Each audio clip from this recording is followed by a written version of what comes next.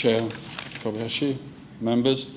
My name is Cliff Slater, Chair of HonoluluTraffic.com, in opposition to Bill 79. Have you noticed that all the time the economics of this thing get worse? We started off at $2.6 billion, and the city's been gradually edging it up, and now we are at $4.6 billion and counting. And we've been waiting on a financial plan, and we still don't have a financial plan for what the city is recommending. We do have a funding options analysis, quote unquote, and a financial feasibility report. And from that, we get to understand that the train will not begin operations until 2020. That to build the full rail alignment, they need to raise, if you take the trend analysis of new taxes, that they'll need to raise $1.2 billion in 2006 in either new taxes or raiding the general fund. And they're planning on $1.2 billion from the federal government when they were told by the FTA 18 months ago that it's unlikely that they would get that much, that $500 million would be more like it. That's in $450 was what was forecast by the draft Oahu Regional Transportation Plan, and with the remaining $750 million to come from where other than new taxes, raid the general fund. This whole exercise financially is being rushed in a way that makes a mockery of deliberative process. We're not getting our ducks lined up before we're jumping into this, before we know really what this is going to cost us.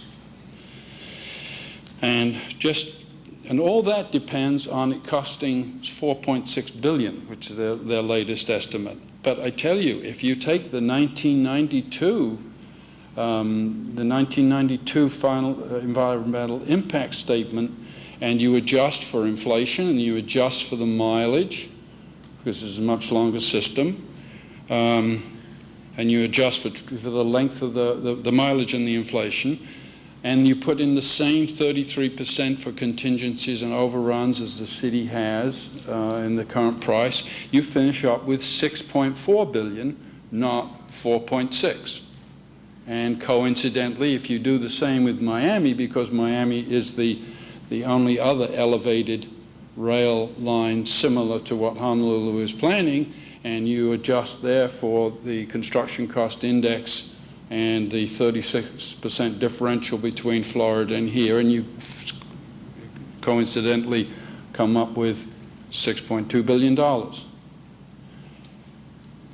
I think you need a financial plan that says, hey, suppose it is $6.4 billion, what happens? Thank you. Please And may I say one thing more, ma'am? Sure. And that is that everybody that's coming up to testify is either yes for it or no against it. They're not for it if it's $2 billion and against it if it's $6 billion. It's not a very obvious business decision being made here. Thank you. Any questions for Mr. Slater? Yes, Councilmember Upco. I guess let me ask you that question then. Obviously, the price of rail, and I've said this in a number of places, is the biggest downside of rail right now. If cost weren't the issue, if we could somehow make that disappear, I know that's fantasy land, but let's suppose that, what would your position be on building a rail line here? Do you think it's a solution for our traffic situation, transportation needs for this island? Well, you can't, you know, as you said, it's fantasy land to say cost wasn't an issue, because cost, I'm a businessman, Todd. You know, I mean, it's benefits and costs, and you weigh one against the other, okay, and I conclude, I've concluded for a long time, that the benefits in no way are justified by the cost of this thing. Understood, and I think we all understand that. My question is, if the price, say, again, the FTA gave us $4 billion, do you think rail as a solution is a solution for our island's transportation needs? When you look at all the other metro areas with rail, and incidentally, there are more in the metro areas that are larger than us, there are more without rail lines than with them. Okay, but if you look at the ones that with rail, there's not one of them that has increased the percentage of people commuting by public transportation of any kind because they put a rail line. I mean, it just hasn't happened. And you look at that and you can see that there are benefits from increasing public transportation, but reducing traffic congestion is not one of them.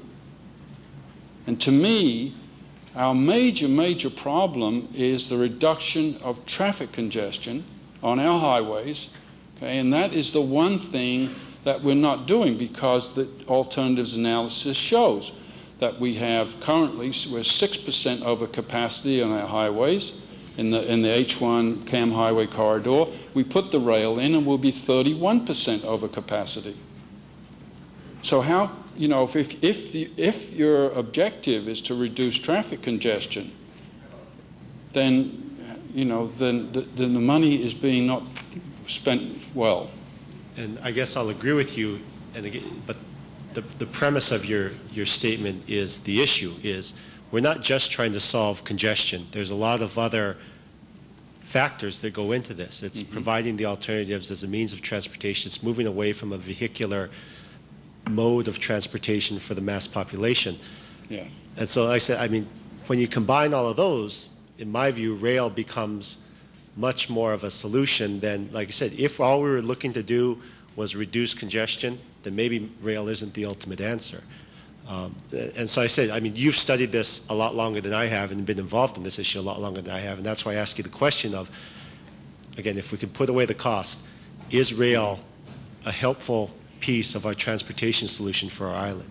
Not if a major concern is traffic congestion. I think you'd be much better off with what is essentially a proper regional bus rapid transit program using the managed lanes, hot lanes.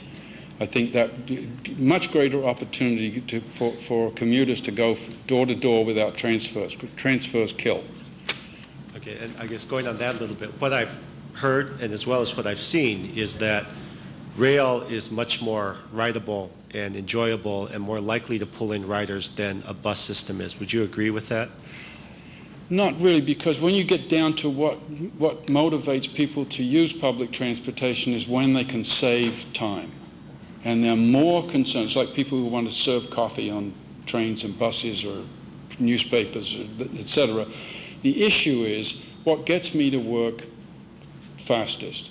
And if you have a means of knocking 15 minutes, for example, off of a commute, people will switch to public transportation. Agreed. But it's not only just the travel time from when you get on the bus or rail to when you get to your end point, but it's how long do I have to wait for that bus to pick me up, or that rail, and so the head times and the total trip, door to door. Right. And again, we've heard the argument, and I believe it, that buses are stuck in the same traffic everyone else is. Right. Unless you have managed lanes, in which case they'll go at 60 miles an hour while the train goes at 20, 23, 24 miles. Okay. And I still have a problem with that 60 mile per hour statement because, like I said, I'm in the zipper lane and we're not going 60 miles an hour when we've got a dedicated lane. That's because they're allowing the HOV2s at the moment, and there's too many vehicles in the zipper lane. Okay. That's the problem there.